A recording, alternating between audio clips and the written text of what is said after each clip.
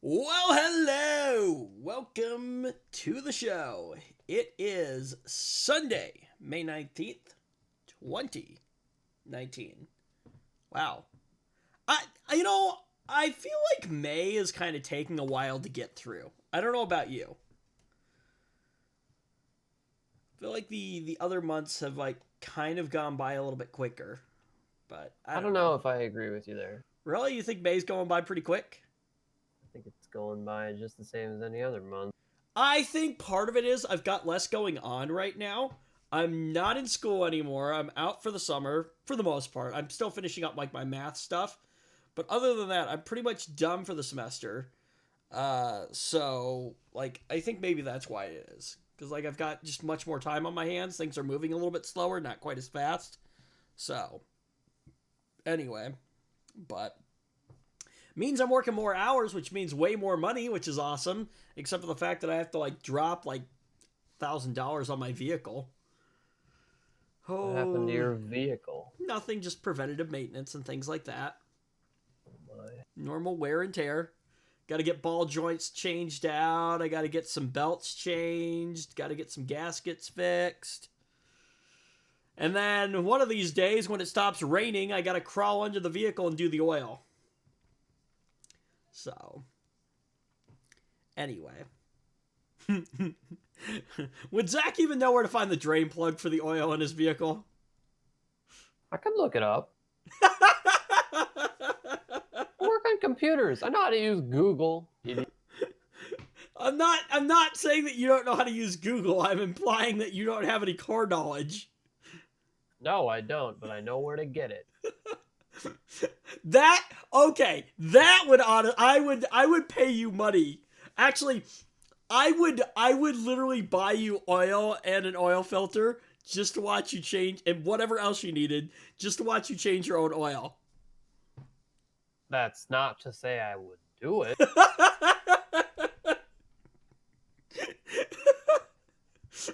That But if must my life depended on it, I could probably figure it out. Okay, here's a good one. Can you at least change a tire? What? Well, that sounds a bit more complicated. Really? Well, you have to lift the car Yes. Do you know where to lift your car? with a jack Not how, with, or not with, or on where. the sides. Big question mark. I don't know. No. So actually, this is something that you should probably take a little bit of look, like take a little bit of a look into, and at least be somewhat familiar. But your vehicle has jack points on it. Now where those are specifically, I'm not quite sure, but your manual will tell you. And those are where you want to put the jack because those points are designated, to be like like they're meant for where the jack is supposed to go. It's supposed to like I know. create Very stability fun. and things like that. But no, changing a tire is actually pretty easy. Um, no, I would say though, if that's something that you don't know how to do, at least be slightly familiar with it. That one is likely more to happen than needing to change your own oil. Um, Please tell me you do know where your spare tire is, Zach. I know where it is. Okay, fine. You've got that at least. Do you know where your jack is? Nope. Oh, God. It should be with your spare tire. Well, why are you talking to me about cars? I don't want to talk about cars. Let's talk about something else. Cars suck. Because I actually have a slight bit of knowledge about cars, and it's funny. Well, I don't. I know. I also don't really have any urge to acquire more knowledge about cars. No, okay. I think there are certain things that you should know. However, Probably. like how to change a tire. Like I think that's like a fundamental thing that like maybe not everyone should like super know how to do, but at least be familiar with it. That's a more likely scenario to happen, than like needing to change your own oil or something like that. So anyway, but all right, fine. I suppose we can talk about tech. Is that a little bit more your speed? That's fine. We can do that. Oh man. All right. Let's talk about Amazon's voice assistant, whose name I'm not going to use. Um, but what name do we want to come up with for this thing? Um, Well, we could leave off the A and call it Alex. sure. So, Or we can just call it Amazon. uh, No, actually, that's a dumb idea. yeah. So, well, they're the Amazon voice assistant basically. But anyway, so Amazon's voice assistant is now going to be like rolling out a brand new feature called the name of the device Guard. A Guard basically. Except for A is the full thing. But anyways, so it's a new feature that is going to be rolling out in the US following an invite-only preview that lasted a few months. And the free update is going to let your Echo speaker listen. There we go. We can call it the Echo. Is going to allow your Echo speaker to listen for signs of danger in your home when you're away. Okay, I mean, fair enough. But Right. But how do we know that it's actually danger and not just some idiot? Well, okay, so here's what it does. So it's going to listen for sounds doing of like something glass, totally fine. Right. Glass breaking. Yeah. Okay. Glass breaking, which I mean, that's fair. You know that you're well, right, okay, fair. that could be caused by a burglar or a moody cat. Smoke alarms going off. They emit a very unique sound, so that one I can see how the device would be able to probably figure that one out. All these are unique sounds, so let's see. And it's going to trigger the Echo speaker to basically send out smart alerts consisting of audio clips. And then if your Echo has a built-in camera, it's also going to show like a direct video feed into your home. And then in addition to listening, A-Guard can also mimic your daily light usage. That's actually kind of cool, which, can switch lights on and off at different times of the day, making it seem like you're home. That is actually pretty neat. That feature is neat. And Amazon notes that A-Guard isn't meant to be a replacement for an alarm system, and it isn't able to actually alert authorities. It basically is just going to alert you. But even so, those baseline capabilities give the Echo speakers and displays a slight edge over what like the Google Home and the Apple HomePod can do out of the box.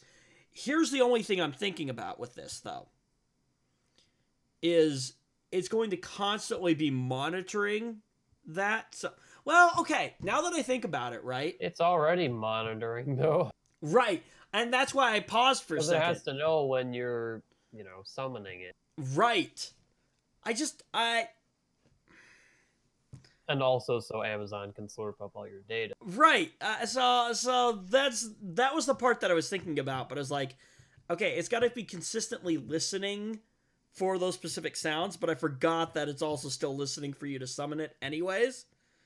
So it's not really a regression in terms of right, how much it's spying on you, shall we say? Spying on you.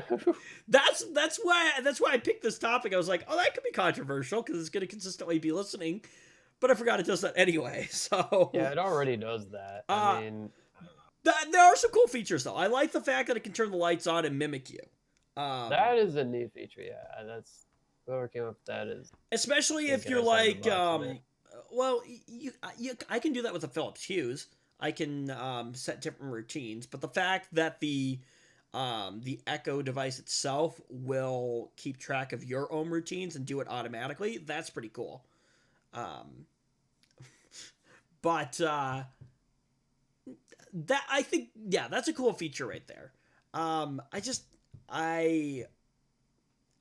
can't help but think that this may get abused somehow. I don't know. Maybe I'm wrong. How would this be abused? Out of curiosity. I don't know. In terms of like it listening and things like that, and what kind Oh, of... you're talking about abused by Amazon? Yeah, yeah. Oh, Amazon's already listening. They're definitely. But like, how Of much course they are. more? Like, I don't think. I don't think you can get much more than they're always listening. so How are you gonna listen more than that? They're already. They're already at like the peak of. You know, I guess there's here's not the really thing any though. more to So do. so here's the thing though, is when it notices those things, it's going to start recording. Now it probably does that anyway when you're talking to the device, but like it's got to actually store that somewhere because it's going to send it to you. Right. So how is that stuff going to get abused? And like the fact that like if something goes off, it's going to have, if you have a video camera in there or a camera in that, it's going to have a direct feed into your home too. So who's to say somebody can't? I don't know. It opens up a lot of different. I'm probably going all conspiracy theory here, but I don't know. It's interesting. You know, it's weird to think that we invite these things into our home, though. Willingly. Well, for some people, they're useful. Me personally, I wouldn't want to use one. Honestly, my Google Home that sits in the corner, I use it literally to turn on the TV and the lights, and that's about it. Other than that, I don't really use it for anything else. So, after the app update arrives on your phone, you can enable the feature by opening the A app. Once you're there, head to Settings, tap Guard, and follow along with the setup process, keeping in mind that you'll need to say, A, I'm leaving. Oh! Each time you want to activate when it. you're leaving. That's interesting. Oh. Okay, so how does that work at night? Let's say you wanted to have... Well, it's not a replacement for an alarm system. So, because it can't call authorities or anything like that. It's simply just, hey, something sounds funny. Here's an alert about it. So, okay. That's I don't know. I don't know if that's less concerning now that like I don't know, the thing's listening to you anyway, so but that's interesting. I didn't know that part. Now, if your home is already set up with a smart home security system, say something like Ring, AGuard may seem trivial. However, it's a worthwhile addition that won't cost you anything extra to activate, which is actually kind of cool.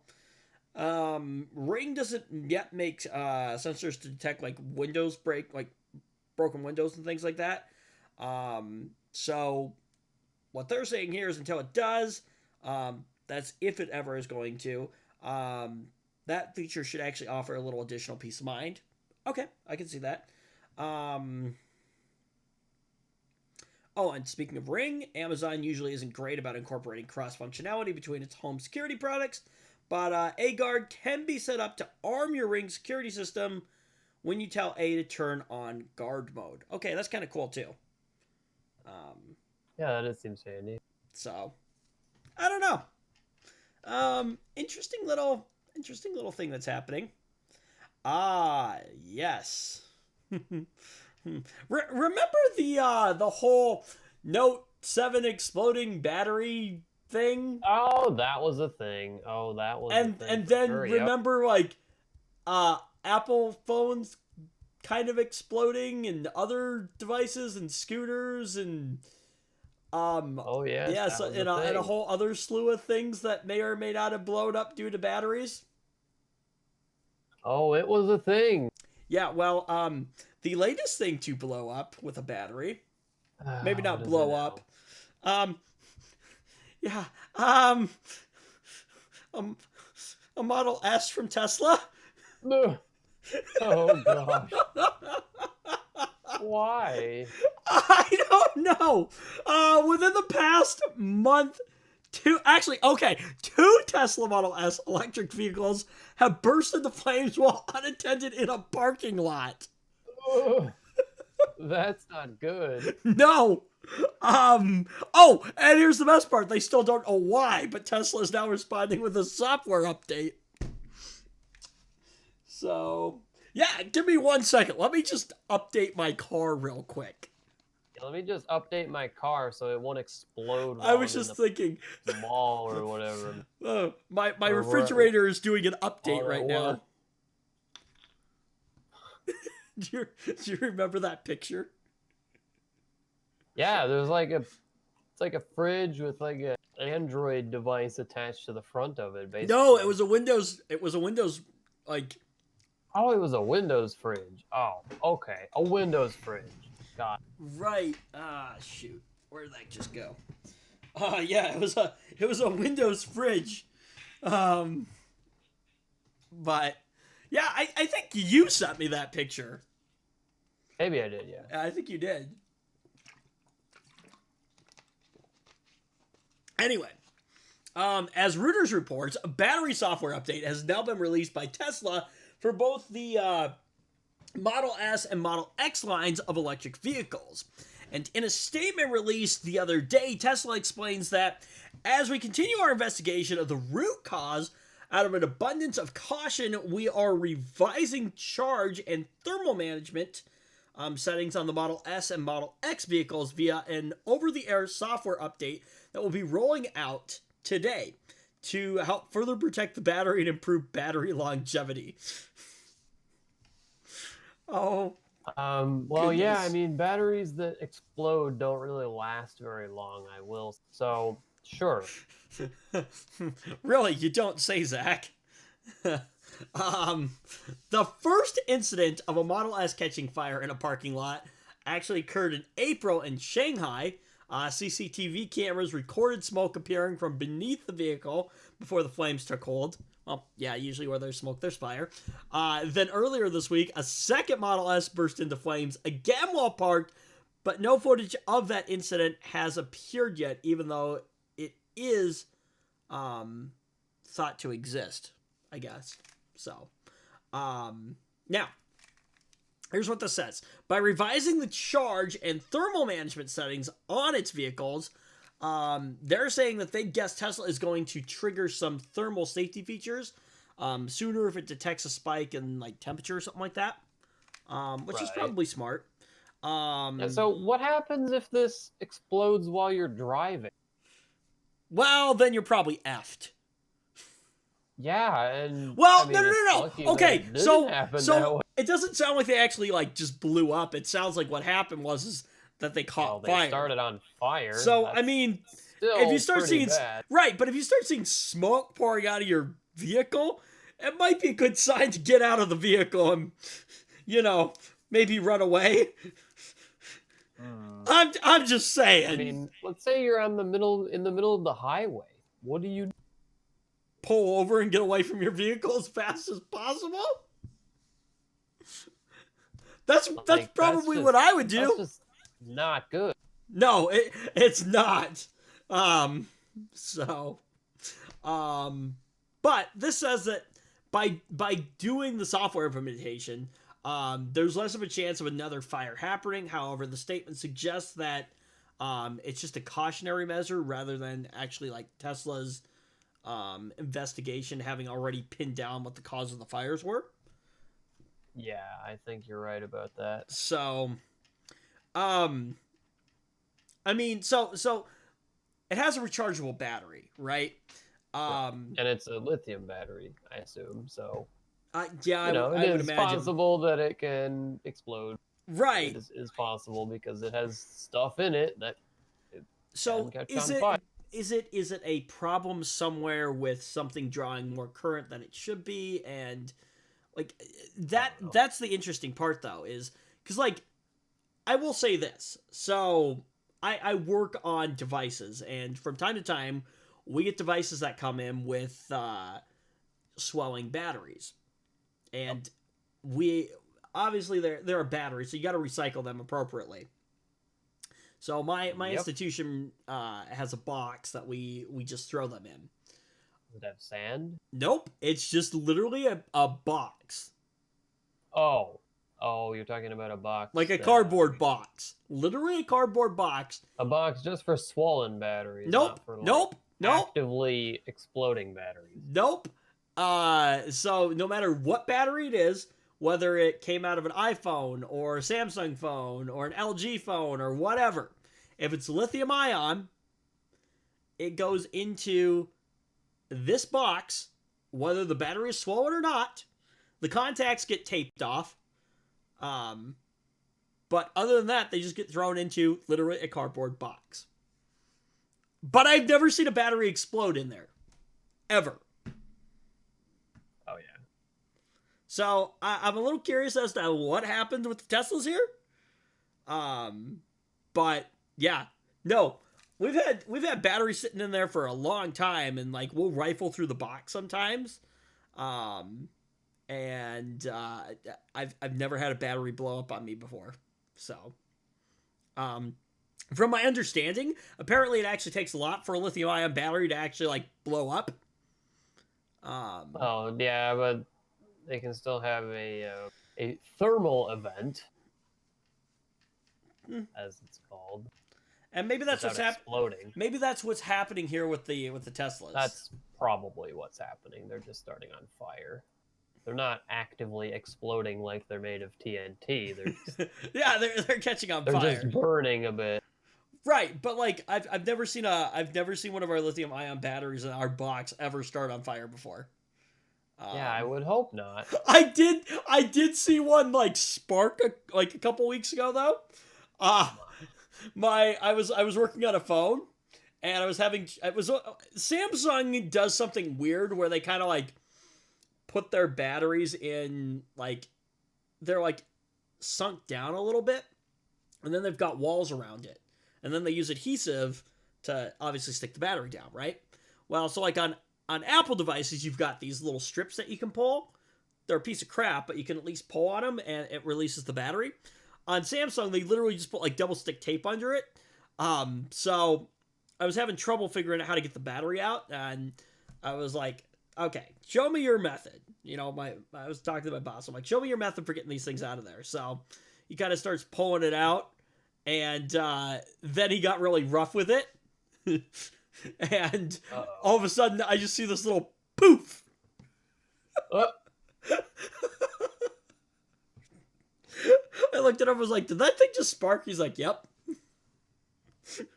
But I mean, it was fine after that. But that's the closest I've come to just actually seeing a lithium ion battery catch on fire. So,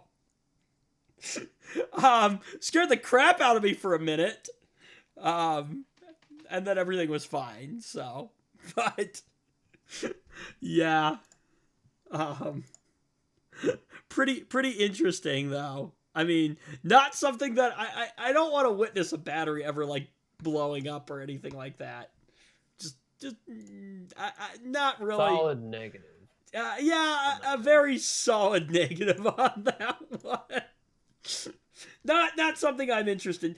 And maybe under the right circumstances. Like proper equipment in an open space where I'm not at risk of setting anything else on fire. Like, I don't know. Like, you know, I've got like a giant parking lot across the street from me, right?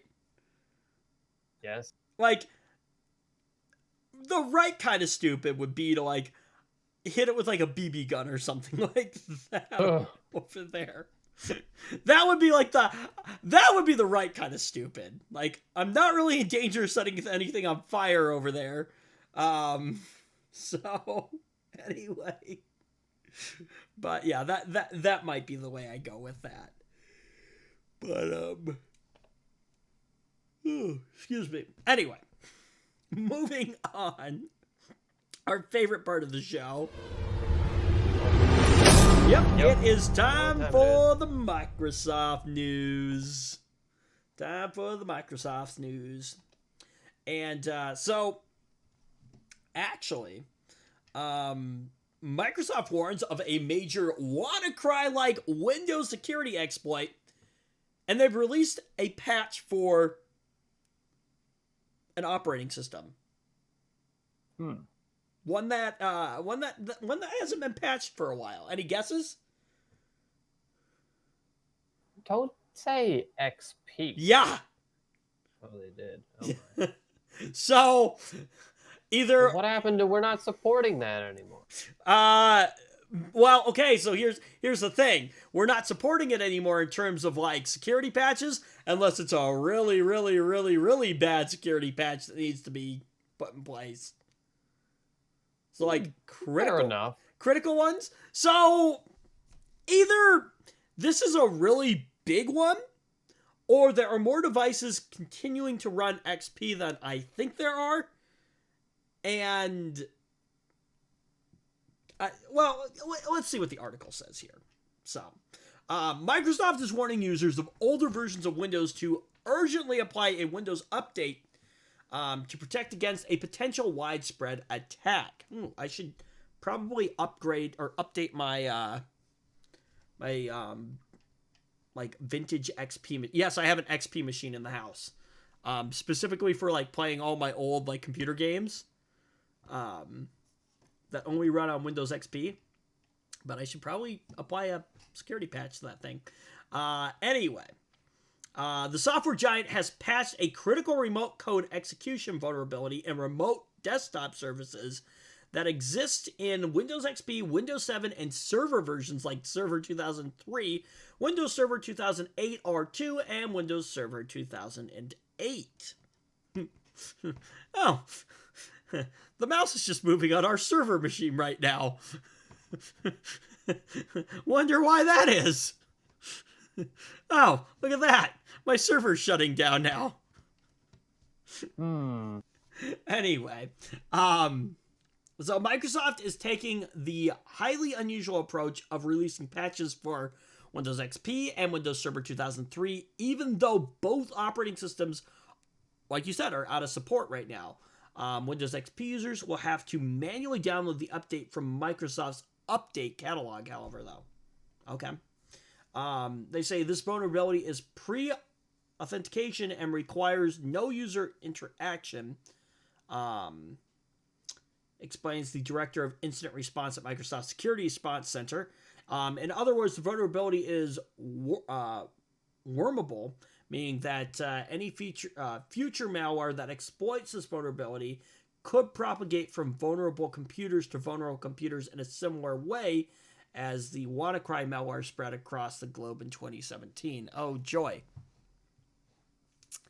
You know, well, nah, that's a little too much to ask. I was just going to say, you know, the average user just randomly clicks on things when they want to download stuff, which gets them into trouble.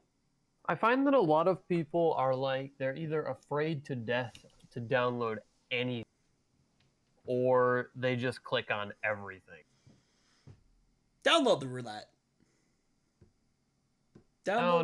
Download roulette is when you're on some sketchy download site trying to find some freeware program that you're looking, and you know there's like 6 ads that look like download buttons, and there's one real download button on the page. I know. That's what most people end up doing, however, though. Well, they click on all of them. They're like, what if this one? I want to download this one too. And they always end up clicking on the one that's not the right one. Oh yeah, usually you can mouse over it and see it. Zach, we're power users. The average consumer user doesn't understand that. Oh my! Of course they don't.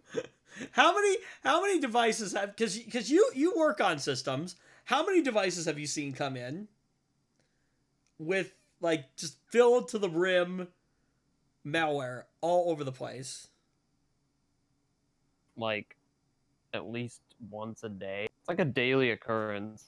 They got like, you open up like Edge or something like that, they've got like, or whatever browser they're using, they've got like 20 like extra like, you know, bars on the taskbar like and things like that. Their homepage is like search encrypt or something stupid like that. And their Chrome is just littered with garbage extensions. Some of the worst one I've seen is there's one floating around that I see actually occasionally that's like almost takes over your desktop with this like enormous search bar. Really? Another garbage in the browser, yeah. And usually whenever I see that, I'm like, hey, do you want me to get rid of that? It's it's really easy. And they're like, oh, I hate it. Oh, I don't know how it got there. I hate it though. You clicked on something Yeah, you we weren't can get rid supposed of to that click really on. easily. Like Yeah. people just think that they're stuck with it. They don't understand that they can easily uninstall that. Right, but Like, that's hardly even malware. That's just junk. That's Like, just I don't like even think that deserves the designation of malware. That's just crap that you can get rid of that won't really try to stop you. right. It's just annoying as crap. But anyway, and then you get rid of it, and they're like, "Oh my god, it's amazing!" They really are, yeah. So, now back to this. Microsoft says it hasn't observed exploits of the vulnerability. However, now that the patches are being released, it's only a matter of time before attackers reverse engineer Microsoft patches and actually create malware. Thankfully, Windows 8, Windows 10 machines aren't affected by this vulnerability. While Windows 10 is now more popular than Windows 7, there are still millions of machines running Windows 7, so a potential attack could be very troublesome.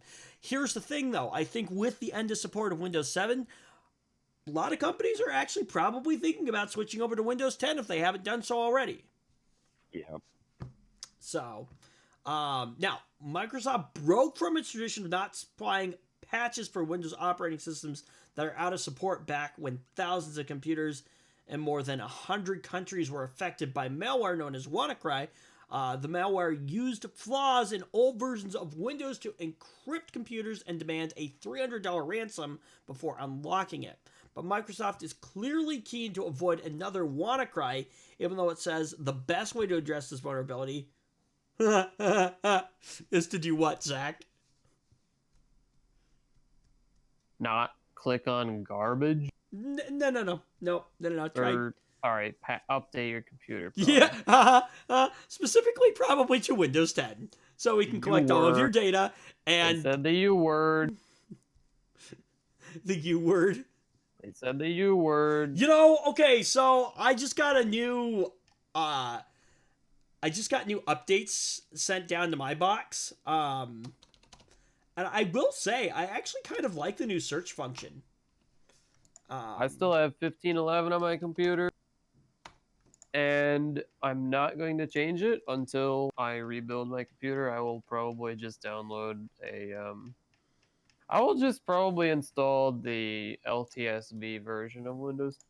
See how that goes. The LTS? The what? LTSB, the long-term service branch, I think it's called. It's like a version that Microsoft probably doesn't want you to install because it's meant for companies that can't be updating every 2 seconds like Microsoft wants them to. You know, it's not as bad. Over stuff like that. It's not, honestly, the updates are not as bad as I thought they were going to be. Like, they'll kind of send them in patches for a while. But after that everything just kind of slows down for a while. Like, I did a couple updates like last week. Other than that, though, like, before that, I hadn't done updates for a decent amount of time, actually, really. So. Yeah, I haven't done them for a while. You could say. Well, yeah, but you've got the update service disabled. Like, I'm just saying, like, I didn't disable the update service, and it didn't really bother me all that much. So, I don't know.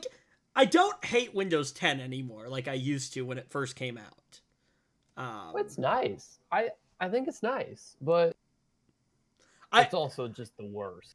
I think I get rid of the telemetry data and all that other fun crap, and we'll be good. But anyway, I think Microsoft is maybe kind of starting to learn, though, that, like, if they want to be relevant, they gotta kind of give people what they want.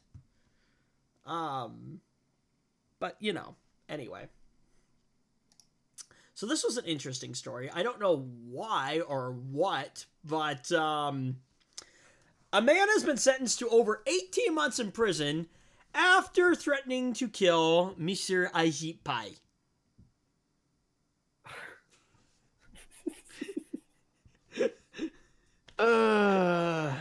Okay.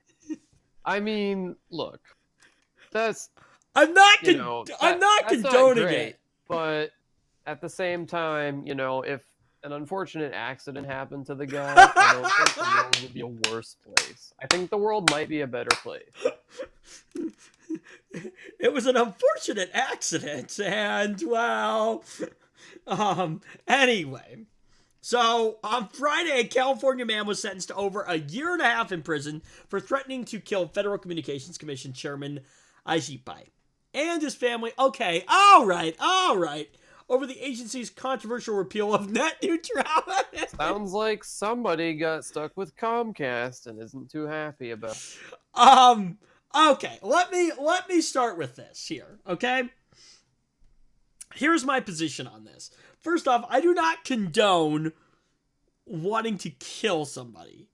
That's not okay. I can't believe we even need to say that. That's crossing a line right there. I'm just as upset about the whole, like, you know, let's get rid of net neutrality as the next guy, right? But I don't want to kill the guy. How about just remove him from his office? Right, exactly. There are better ways to deal with your frustration than wanting to first kill somebody, but then to even take it a step further to want to kill his entire family. Like, that's over the line. That is, well, you're already over the line, but now you're like double over the line with that one. Now you're over the line that's behind the line. I mean, it's kind of like, it's comical, but not comical at the same time, if that makes any sense at all. Well, it's comical because we also don't like it. Right. And it's like, I want to agree with you, but I just can't quite agree. Like, yeah, that's like a whole different level of stupid right there, I think. But also I find it funny that a law enforcement agency actually, like, pursued this guy just for saying... Like, people say all kinds of stupid trash. Yeah, so, well, let's dig into this. So the threats took place in December 2017 as the FCC took up the vote to roll back net neutrality regulations under Pai's leadership. Now, don't get me wrong. The guy is super incompetent. At least that's how I feel. I don't believe that. I believe he knows full well what he's doing. He just makes a lot of money doing it. Incompetent in terms of not being able to do what he actually probably should be doing in an ethical way. I bet if he got paid as much as he does now to be a good chairman of the FCC, he...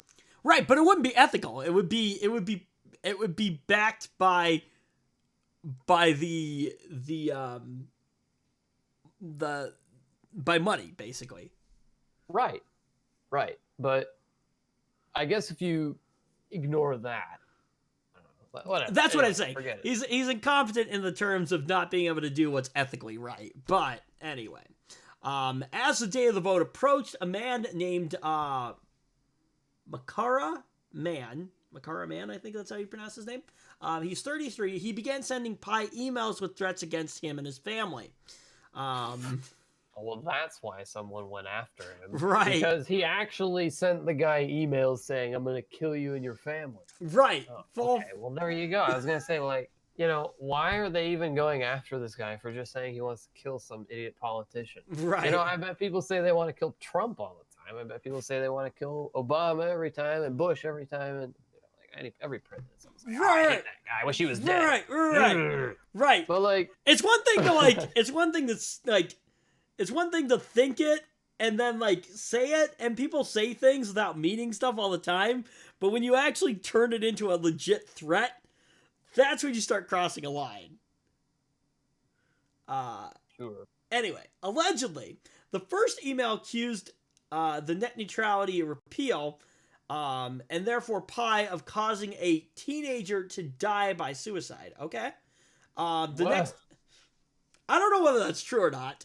The next email reportedly made explicit threats to kill Pai and his family, including specific addresses in and around Arlington, Virginia, and the final one contained images of the chairman and his family. Okay, all right. So this guy's going kind of psycho here. Yeah. So those emails are what led the FBI to Mann and his home in Norwalk, California, where he was arrested last June. Now, Mann told investigators that he sent the emails from the address. I'm not going to try to. I'm not going to try to figure out what his email address, like what he wrote there. stubblemanliness@gmail.com, I guess. In order to appear tougher, quote unquote. Mann also claimed the emails were only meant to frighten Pai, and he didn't intend to actually hurt him or his. Okay! In 2019, you cannot do that! I'm sorry. Like, that's just not how things work right now. Anyway, after FBI investigators arrived at Mann's home, the court documents say that he factory reset his phone, wiping evidence. When investigators learned of the reset, Mann lied to them and said that the phone that it was a phone he received a month earlier and hadn't set up yet. Okay. Threatening to actually kill a federal officer's family because of a disagreement over policy is not only inexcusable, it's a criminal, or it is criminal, excuse me. A U.S. attorney for the Eastern District of Virginia. Okay, that was interesting. G. Zachary Terwillinger said in a statement. The prosecution shows not only that we take criminal threats seriously, but also that online threats of violence have real-world consequences. I mean, I don't disagree with that. Nor do I think you disagree with that. Reasonable. I'll have to read that in a second. Ever since Pai announced that he would work to roll back net neutrality, he began receiving threats. I mean, kind of comes with the territory. Over 6 months. I don't understand how anyone could be a politician without expecting to receive like crap. Right. Over 6 months following this, the commission's vote, Pai told the Wall Street Journal that he and his family were still receiving threats, and he required 24/7 security as a result. He's been unable to appear at the Consumer Electronics Show in Las Vegas, an event he previously attended regularly since taking his hard stance on net neutrality. Well, sucks to suck. I was gonna say, what what did he expect was gonna happen when he rolled back net neutrality? Like, I'm sorry. Like, the people wanted it, and he took it from them. Oh, and the people made it very clear that they wanted it. So clear, they broke the website. Like, twice, I think. Like, what did you expect was gonna happen? Anyway.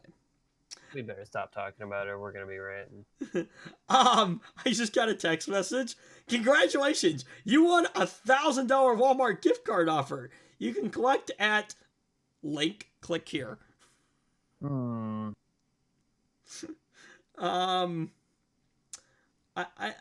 think I'm going to pass on that one.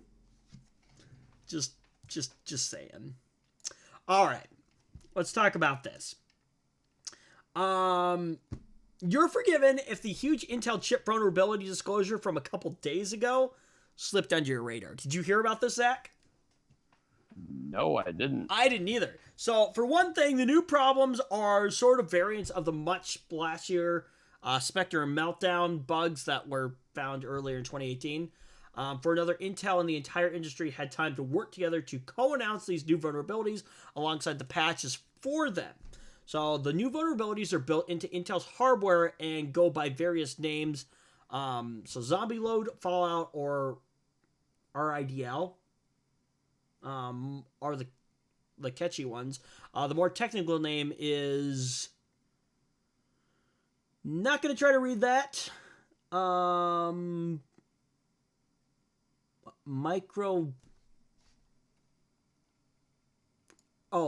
Micro-architectural data sampling. Oh, okay. That's not so bad. MDS. No, it was just when I was looking at it, I was like, wait, hang on. I had to, look at it for a few minutes. But anyway. It was the first one there that was throwing me off a little bit. So anyway, so here's how you should respond to MDS. It's probably exactly what you expect. Update your operating system, what it asks you to do, and make sure your browser is up to date. Either can be a vector for these new attacks. Only devices running on Intel chips are affected, though it's all of them between 2011,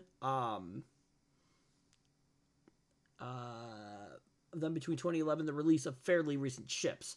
So iOS devices and the vast majority of Android devices are safe. And it should be said that there's been no reported exploits taking advantage of those vulnerabilities in the wild. Okay. Well, that's good. Yeah. Wow. Sucks to be you, Zach. What? You've got an Because I'm on 1511? Oh, because I have an Intel CPU. Yeah. Hurry up, AMD. Give me some Ryzen 3000 chips so I can. I'm just sitting over here on Ryzen right now, like, yeah, this totally doesn't affect me right now. Well, when was your chip made? I actually don't know. Was it before 2011? Because then you actually might be No. You might be okay. No, definitely not. 4790K came out in 2014, if I remember correctly. The what? 2014. Oh, for the 4790K? Yeah, that's right. Well, you're F then. Actually, maybe not. Probably. Anyway, so let's see here. There's a complicated and potentially painful decision in store for people who fit a particular profile. Specifically, if you think you're more likely to be the target of a hack than usual, and if you need to be able to push your processor to do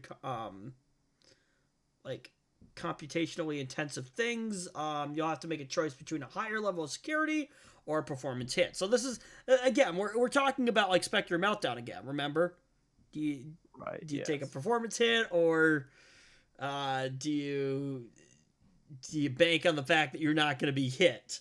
So on a very basic level, MDS takes advantage of an advanced processor feature called speculative execution, just like Spectre Meltdown did. Let's see. The important part for a layperson to understand is that because MDS uses a different methodology than those earlier vulnerabilities, it's going to require some different protections. Specifically, there's a feature on Intel processors called hyperthreading that allows the processor to do several things at once alongside software patches.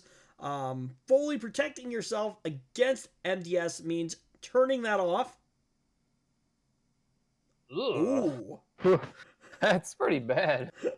And for some users, that will result in a significant performance hit. No, really? Wow. Ouch. Dang. Well, good luck with that, Zach. Yeah. That's definitely not ideal right there. Like, especially if you have anything, like, resource intensive to do.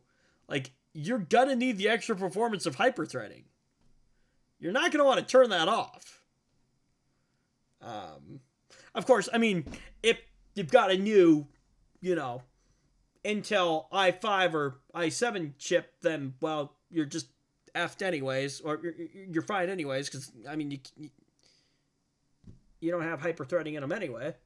Oh. That's funny. Get it? Get it? Because they ripped it out of the chips. They took out the feature that was good. That was a thing. That was a thing. Yep. They took it out. So if you're on 9th gen and you got an i5 or an i7, well, then you're fine. Unless you shelled out for an i9. $500. Or an i3. That still doesn't make any sense to me. Why the actual F would you put hyperthreading in the i3? but not the Because if it i5 or the didn't, it would be a i7. Pentium. If it didn't have hyper-threading, it would be a Pentium. Okay, then. Well, yeah, I mean, it pretty much would be. Just a Pentium. So, anyways, this goes on to say the trade-off here is one of the one that's familiar to anybody who works in computer security. Obviously, perfect security is impossible. Instead, it's all about assessing your risks and their threat levels and things like that, deciding whether it's worth the performance hit to turn off hyperthreading, or, you know, things like that. And so different companies are making different decisions. Here's an idea. Let's just all switch to AMD.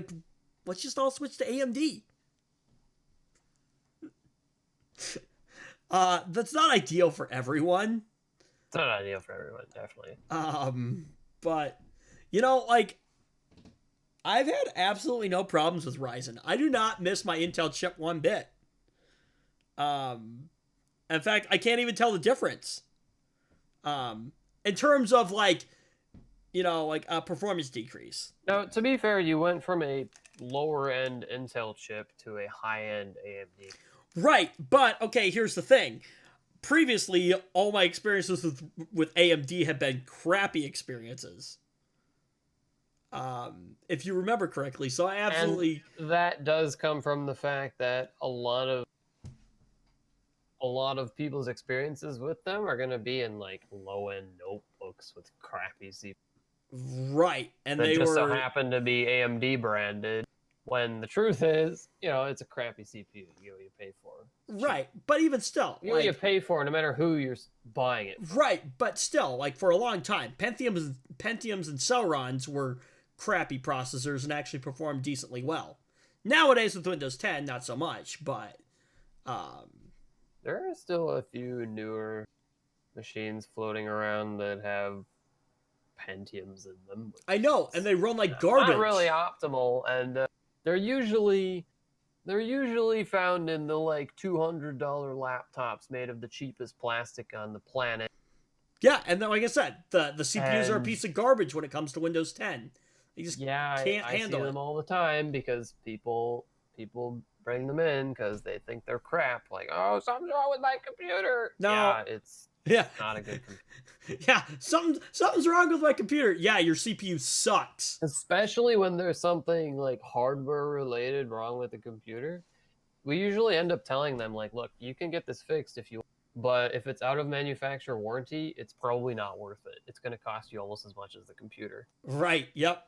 I run into that issue a lot of times, especially with too. Everything on the motherboard. You need a new motherboard? Yeah, that'll be like $200 about what you paid for the computer. Right, and the problem... Why don't you just take the money and buy a better computer? The problem is, though, is, like, if it's a desktop, sometimes you have the ability to actually, like, you know, do an upgrade with it without having to swap your motherboard. Never a desktop.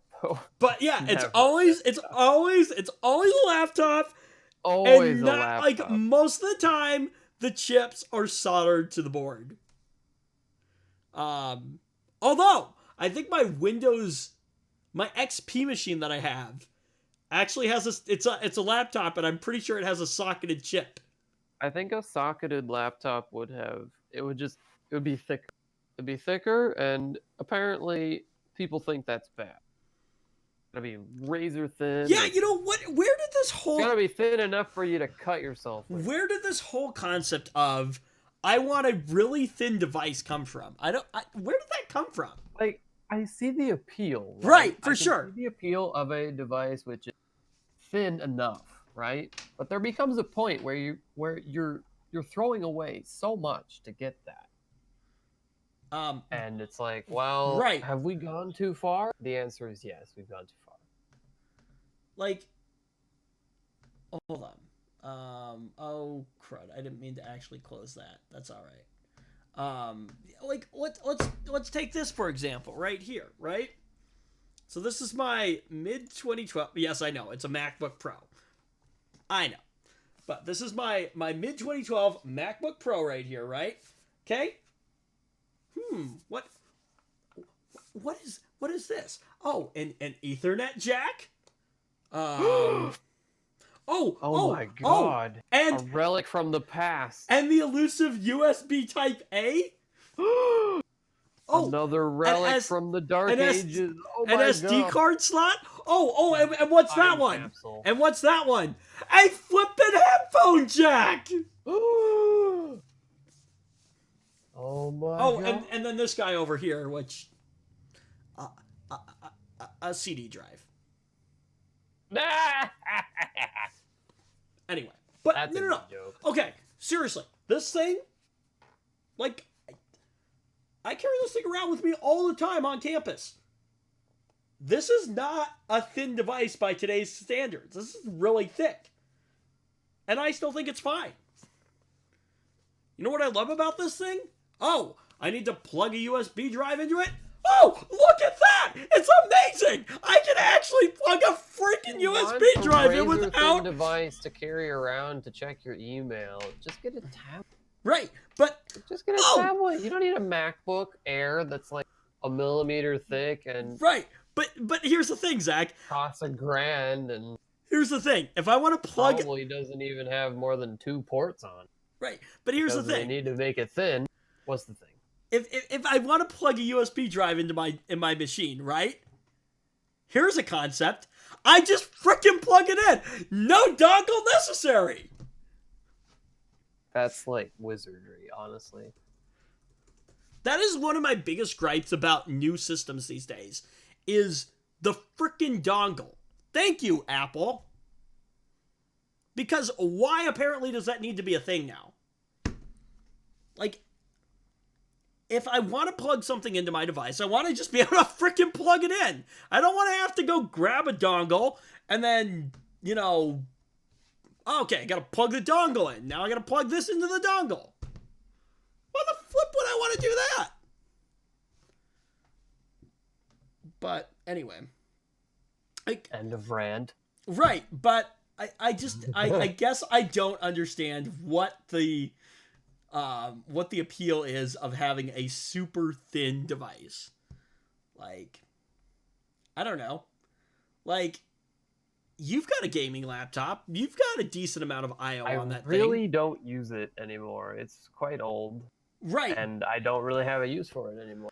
Right, but I'm just saying... I've considered getting a new laptop because, I don't know, it's pretty old, right? But I thought about it, I'm just like, I can spend that money way better elsewhere. I don't need a laptop. I have a tablet and I have a phone. That's fine. I have a desktop computer. Great. Okay, here's the thing though. You're gonna have to start thinking about upgrading your phone at some point, probably soon. Yeah, I am. What are you? Yeah, I am. What are you? I have no idea. I haven't explored the options at all. It'll be 5 years old in a month. Ooh, okay. So here's the question. Does he go a relic? Does he go for a Samsung? Does Probably he go for a Pixel? Maybe. Does he go run for like a vanilla Android, if I remember correctly? That's appealing to me. Does he go for an off brand like a Huawei or a OnePlus or something? Like a what? Sorry. Like a Huawei or a OnePlus. Maybe. Or you could go. Did you go pick Motorola. Up what I said? I was asking. The Pixels run a vanilla Android. I don't know on that actually. I thought they did. Or that's appealing. Are you ready for this one, Zach? You're gonna say an iPhone. The answer an iPhone. Okay, so here's the thing to consider. What is important to you? Is 5G important to you?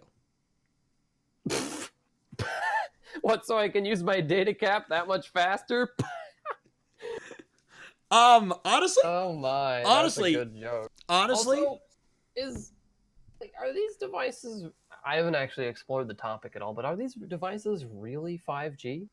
Do these No, I follow don't. The actual 5G standard. I don't think they're actually. Is this just branding crap? I think it's just branding crap. I think this is just branding. I don't crap. think they actually support AT&T. Yeah. AT&T tried this crap a few years ago, and they're like, "Oh, it's 5G, whatever." A few years ago? No, it was like a few months ago.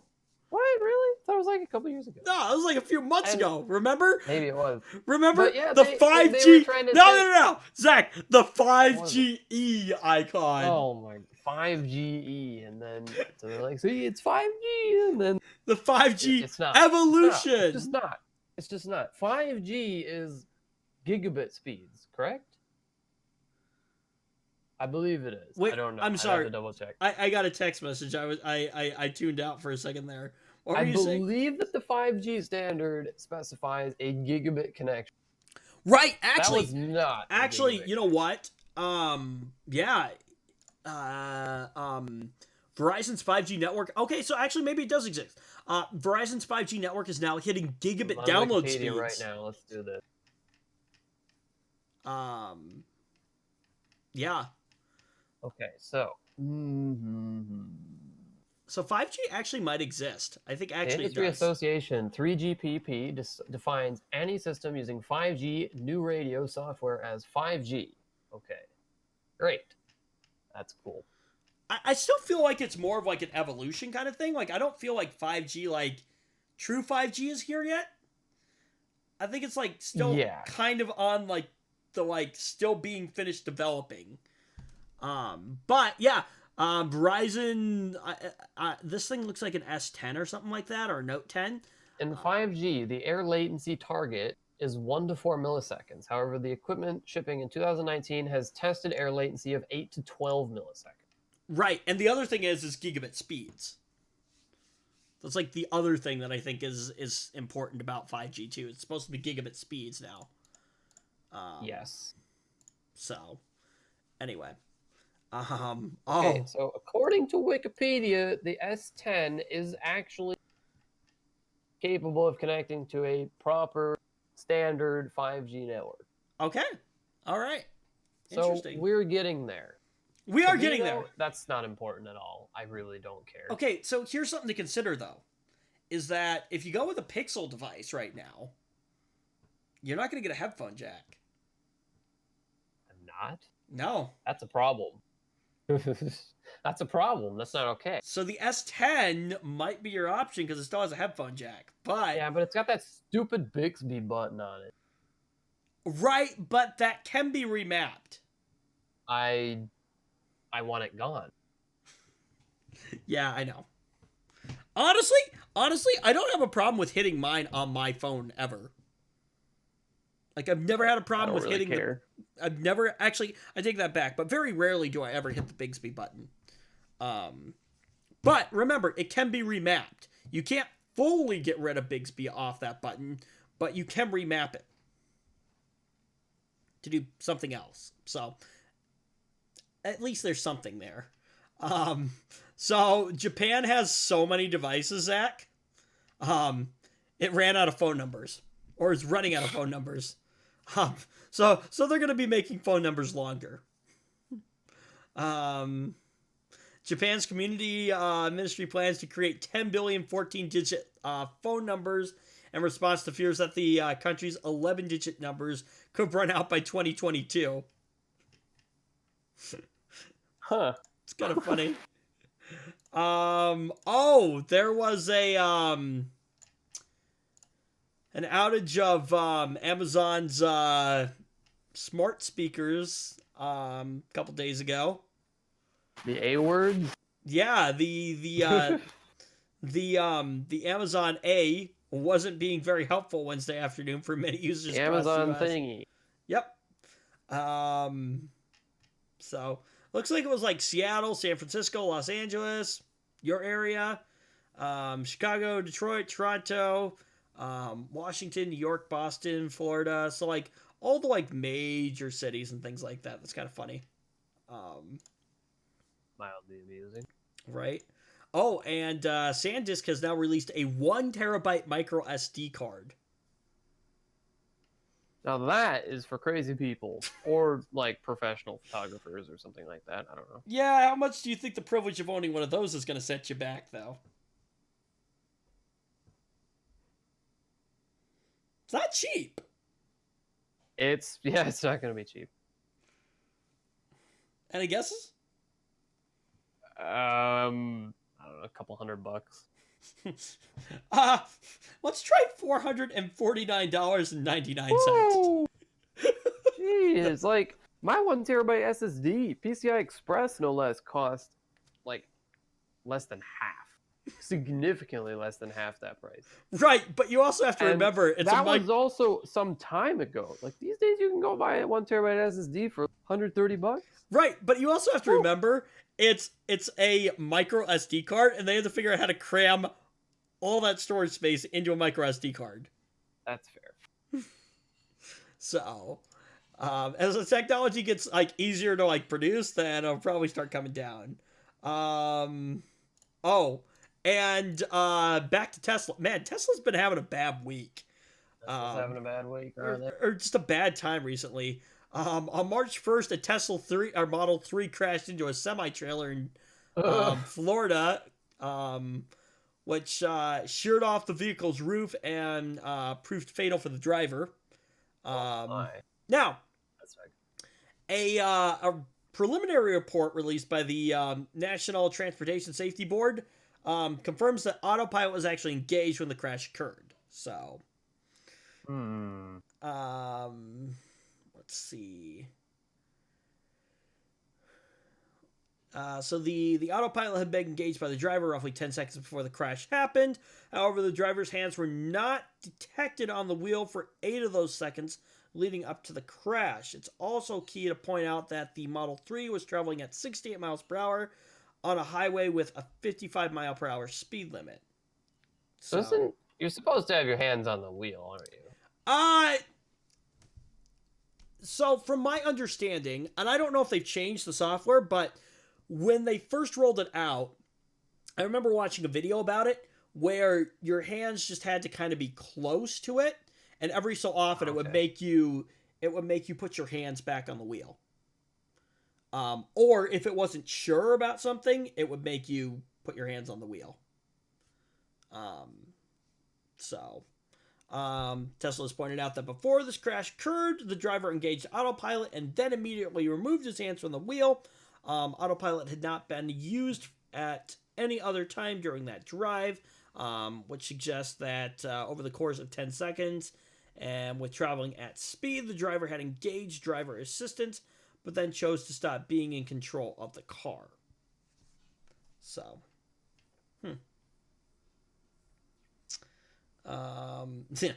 autopilot is only advised as an advanced driver assistance system. See, I think this is the problem. Maybe they shouldn't have called it autopilot. Because I think there are too many dumb people out there that are like, oh, autopilot, click. All right, I don't got to do anything now. Yeah. Possible, yeah. So, anyway. But yeah. Let's see. I think that's it. Excuse me. So, yeah. Well, we have ranted. We have discussed tech. And now it is time for us to end the show. So if you liked, thumbs up. If you didn't, thumbs down. Get subscribed if you haven't done that already. All that fun stuff down below. And yeah, we'll see you next week. Bye.